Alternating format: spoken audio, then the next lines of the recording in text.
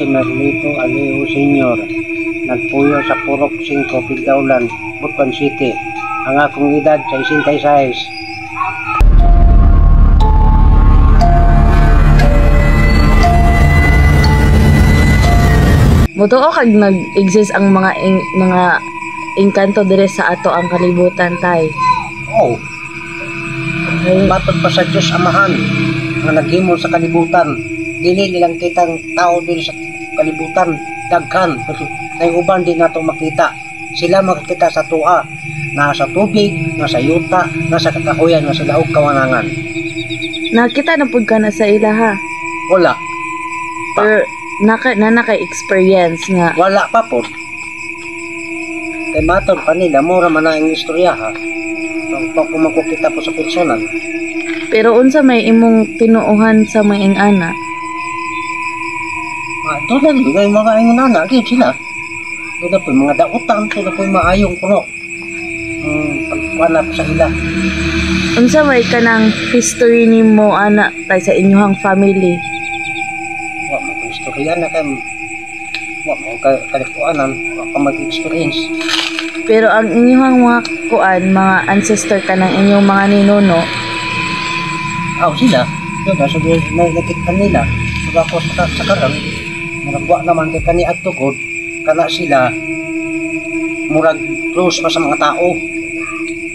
Sige nagkatiguang ng kalibutan, murag ilaylo na sila, wa na sila din sa palayo na sila.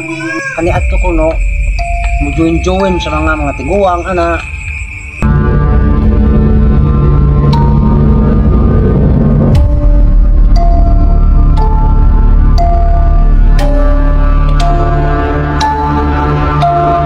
para sa imuha tay, unsa may mga dagway anak nila? Ang sa matod pa sa mga katiguangan, kiningking kanto nga ingon nila, walay buak diri. Plaka na siya. Muna ang kanto nga kanang puti na tao. At kini pong mga tuan, ingon nagatikbalang ang katong tao, ang katong kabayo. Muna sila. O kaning pong kapre, takong tao na siya, nga dunay tabako nga dako mo na siya taas mo mga 10 man siguro na ang kataas niya matadako na nga mo giganti kana sila mga tawhana kuno kani adto daghan pay na ibaw po na ko ngayon na nga kung sad matod pa sa panila napoy jatot kanang ingon nila nga jatot nga murag bata kadako. Muna ingon nila nga jatot, ingon na nakadako siguro. Muna ingon nila jatot nga naa ka na sa mga bundok nga nagpuyo. Muna ang mga matod sa mga katiguangan kani adto. Og naa po ingon nila nga diwindi, na pwede nimo itungtong siya sa imong paat tungod sa kagamay niya. Mura nanaw nga ibawaan sa matod sa mga katiguangan nga istorya nila. Kay kani adto ang mga bata pa may ilang mga istoryahan kana pero sa karon nga mga kuanan mo kung kita na kung sa itsura na nila pero sa imagination nila murag ma-imagine siguro po nimo na mo nang dagwaya tapos sa mga katiguangan na kung makakita kag mga diingon nato matod pa nila kanang iring nga itom nun itom ang kolor niya imo kung nang kuwaon pang yang muta, ipahit po sa imong mata. Tanan ko nung dili makita sa kalibutan, makita nimo kat ibase nimo sa iring, na kanang sa kanang iring, makita man siya tanang tao, at tanan dili makita sa tao. Mao po na sila, ang mga iring, o giro, muna na sila.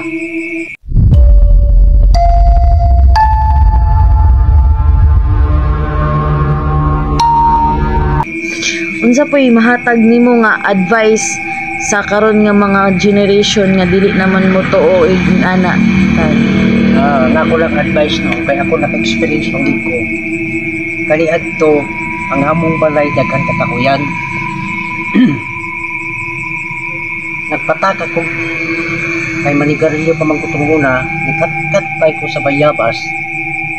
Mo nga, ikaw akong hinog, akong mana kong kao sa bayabas, akong gilabay ang sigarilyo. to amang mantot pag nagpakita ko sa ng balay, nakaigo ko na kong diin na to. Moto, ibawsan ko, kiniatot bikas na akong tumuna nata. Kaya naigo ko na po sa tanawang atong wala kinindi na to makita. Mga, ang ato kam ninyo, mananglitan ko mangihit mo, manabi-tabi mo, o kanang magninyong ila, na butang na ilabay ninyo, ang tabi-tabi mo kay kana sila ni ara sa atong palibot. Hindi lang takakita muna nga kung sila na nakikita sa tuha, masukog sila.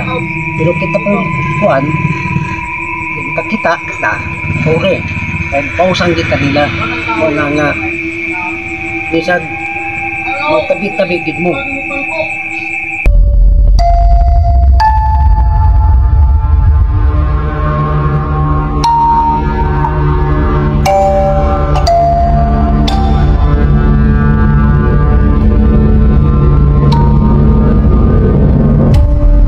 So, according to Tatay Marlito, there is mythical creatures living in our world, but the problem is we people can see those creatures, but those creatures can see us.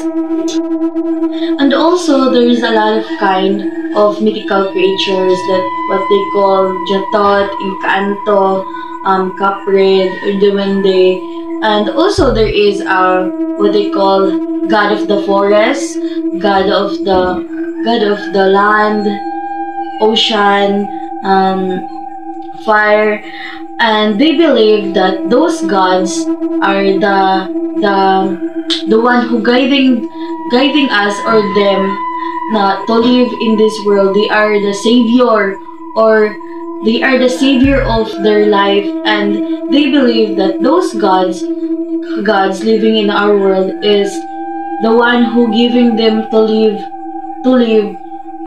Also they're the one who give them life, food, or everything that they need and want.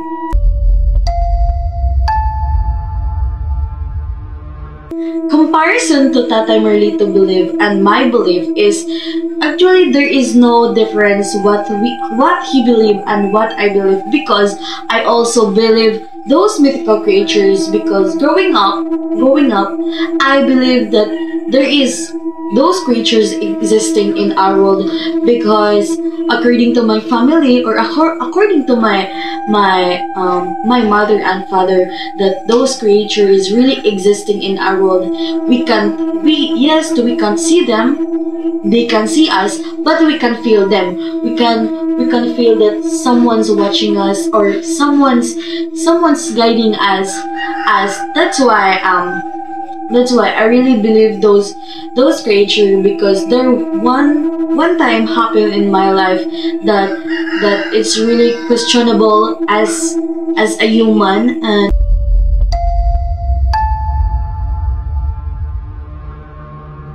there is one time that I experienced a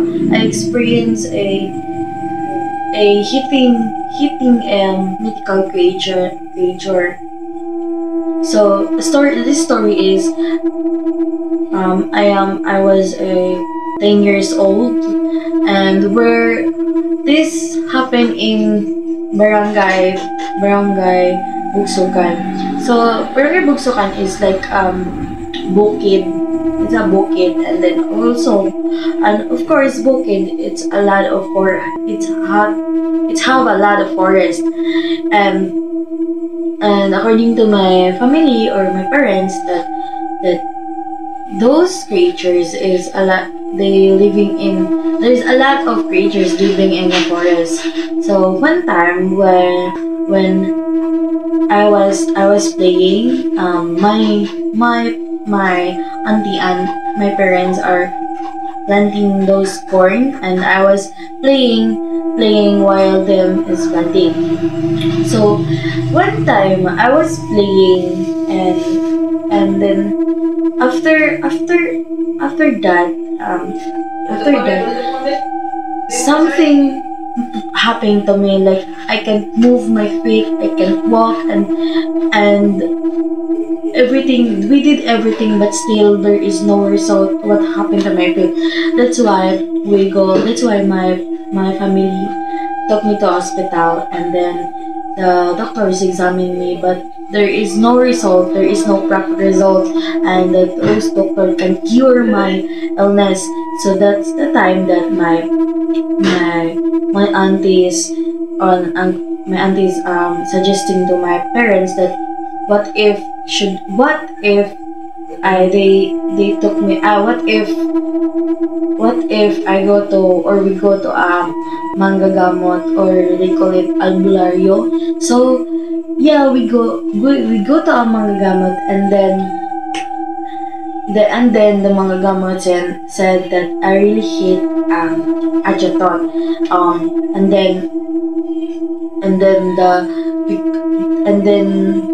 the Jetot is really mad at me because his feet also is, what happened to my friend is really happened to him. So what happened to him? He punish me?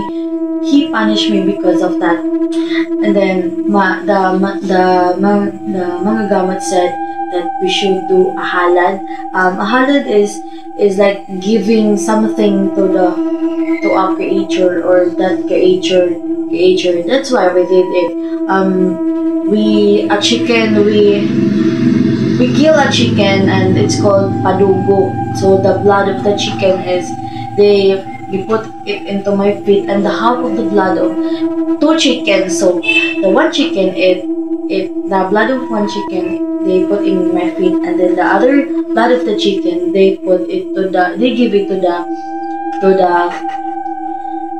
creature that I hit, and then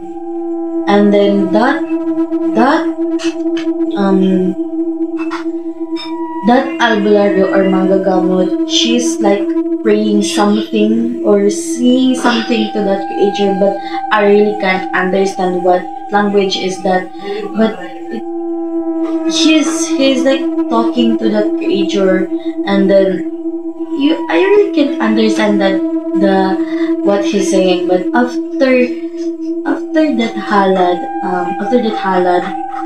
I was shocked because I really can't move my feet. I can walk properly, and then I was okay. I can play, I can walk, everything. I can do it. After that halad.